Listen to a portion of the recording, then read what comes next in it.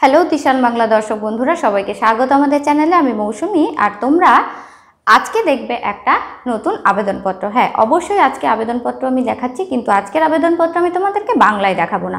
আজকের আবেদনপত্র আমি তোমাদেরকে দেখাবো ইংলিশে।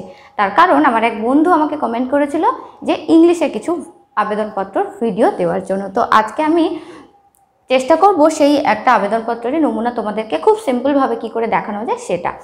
তো কি করে ব্যাংকে নতুন পাসবুকের জন্য আবেদনপত্র লিখতে হয় সেটার বাংলা ভিডিও কিন্তু আমি এর আগে তৈরি করেছি। আজকে আমি নতুন পাসবুকের জন্য কি করে ব্যাংকে আবেদন করতে হয় সেটা একটা নমুনা দেখাবো।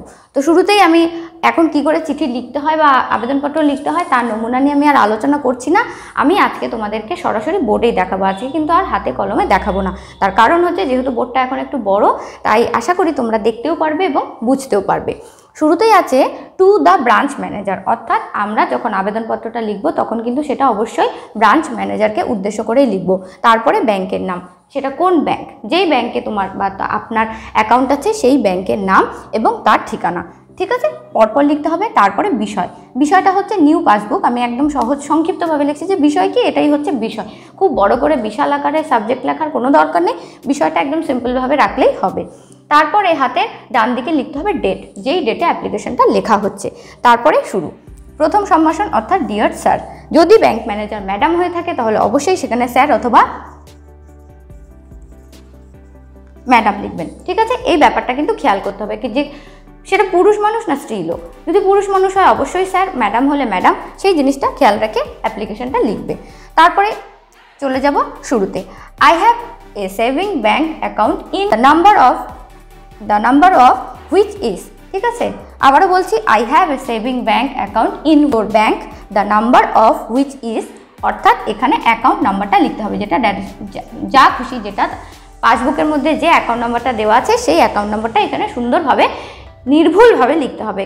কারণ একটা ব্যাংক অ্যাকাউন্ট বা একটা পাসবুকের কিন্তু প্রথম এবং প্রধান যে আইডেন্টি সেটা হচ্ছে তার অ্যাকাউন্ট নাম্বার। অ্যাকাউন্ট আছে, তো এখানে আইডেন্টি হিসাবে একদম সঠিক অ্যাকাউন্ট নাম্বারটা লিখতে হবে। তারপরে unfortunately my passbook was lost a few days back when I was out of station. এখানে কিন্তু এই কারণটা আমি এখানে যেটা দেখিয়েছি সেই কারণটা কিন্তু তোমাদের কারণের সাথে মিলতে নাও পারে। এখানে আছে যে unfortunately my passbook was lost, হারিয়ে গেছে, a few days back when I was out of station. আমি যখন ছিলাম না সেই সময় আমার পাসবুকটি হারিয়ে গেছে। বা অন্য কোনো ক্ষেত্রে তোমাদের বিষয়বস্তু আলাদা হতেই পারে, যে হারিয়ে গেছে, না হারিয়ে গিয়ে চুরি হয়ে যেতে পারে, ছিঁড়ে যেতে পারে, খারাপ হয়ে যেতে পারে, বিভিন্ন রকম কারণ হতে পারে। তো এখানে কারণটা সংক্ষিপ্তভাবে যেটা সহজভাবে লেখা যায় সেটা লেখার চেষ্টা করবে। এবারে আমি পরের অংশটা দেখাচ্ছি। পরের অংশটার জন্য কিন্তু বন্ধুরা আমি এই প্রথম অংশটা মুছে দেবো। তো যারা যারা এটা নোট করা তারা ভিডিওটা পজ করে নিতে পারো। এবারে দেখো বন্ধুরা কি আছে, আগের অংশটা যেটা লিখলে ঠিক তারপরে প্যারা চেঞ্জ করতে হবে, কিন্তু খেয়াল করো প্যারা চেঞ্জ করতে হবে, ঠিক আছে। পরে প্যারাতে হেন্স কমা দিয়ে I request you to issue a new passbook in my name, full stop. Please also let me know if I am to perform, ঠিক আছে, perform any formality for this, if I am to perform any formalities for this. তারপরে আবারও your immediate action will be highly appreciate, ঠিক আছে। আবারও কি বলছি, your immediate action will be highly appreciated.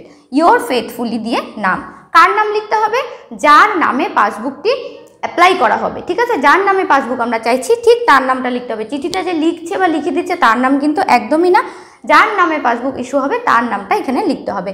আর হ্যাঁ বন্ধুরা, যদি হাতের লেখা নিয়ে কোনো সমস্যা হয় চিঠি লিখে নিবে পরিষ্কারভাবে, সুন্দর করে কোনো দোকান থেকে বা কোনো জায়গা থেকে সুন্দর করে টাইপ করে নেবে, এক পৃষ্ঠাতেও হয়ে যাবে আর লেখাতেও কোনো সমস্যা থাকবে না। এবং চিঠি লেখা হয়ে গেলে ঠিক হাতের বাঁদিকে নিচের কোণে বা চাইলে তোমরা এই সাইডটাতেও কিন্তু যে অ্যাপ্লিকেশনটা লিখছে তার নাম এবং বাড়ির সম্পূর্ণ সঠিক অ্যাড্রেসটা লিখতে হবে। চাইলে তোমরা চিঠির একদম নিচের কোণাতেও লিখতে পারো অথবা ওপরের একটা সাইডেও লিখতে পারো। এটা নিয়ে অনেক সময় কিছু বিরোধ বা মতভেদ আসে যে ওপরে না নিচে। আমি সবসময় রেকমেন্ড করি নিচের একটা সাইডে লেখার, কিন্তু অনেকে ওপরে লেখে, তাই আমি বলছি যে চাইলে তোমরা চিঠির একদম ওপরের কোণাতেও লিখতে পারো এবং নিচে শেষ দিকের একদম বাঁ দিকে যে কোণাটা আছে সেই কোণাতেও লিখতে পারো, তাতে কোনো সমস্যা নেই। আর এখানে যে নেমটা লিখবে তার নিচে কিন্তু যদি নিজে না লেখা তাহলে অবশ্যই সিগনেচার করতে ভুলে যাবেন না যে অ্যাপ্লিকেশনটা লিখছেন। তো বন্ধুরা, এই ছিল একটা নতুন পাসবুকের জন্য ব্যাংক ম্যানেজারের কাছে কি করে ইংলিশে আবেদনপত্র লেখা যায় তার একটা সহজ সরল সংক্ষিপ্ত নমুনা। তো বন্ধুরা, আশা করি আজকের ভিডিওটা তোমাদের ভালো লাগবে। যদি ভালো লাগে তাহলে অবশ্যই লাইক, শেয়ার আর আমার চ্যানেলটা সাবস্ক্রাইব করতে ভুলে যাবে না। আর হ্যাঁ, ভিডিও নিয়ে বা ভিডিও সংক্রান্ত যদি কোনো মতামত থাকে বা কিছু বলার থাকে অবশ্যই কমেন্ট বক্সে লেখো। আমি অবশ্যই সেই সমস্ত কমেন্টের উপর বেস করে বা সেই সমস্ত কমেন্টে লেখো। তোমাদের কমেন্ট পড়তে আমার ভীষণ ভালো লাগে। পরের ভিডিওতে আবার একটা নতুন বিষয় নিয়ে হাজির হয়ে যাব। সবাই খুব ভালো থাকবে। টাটা।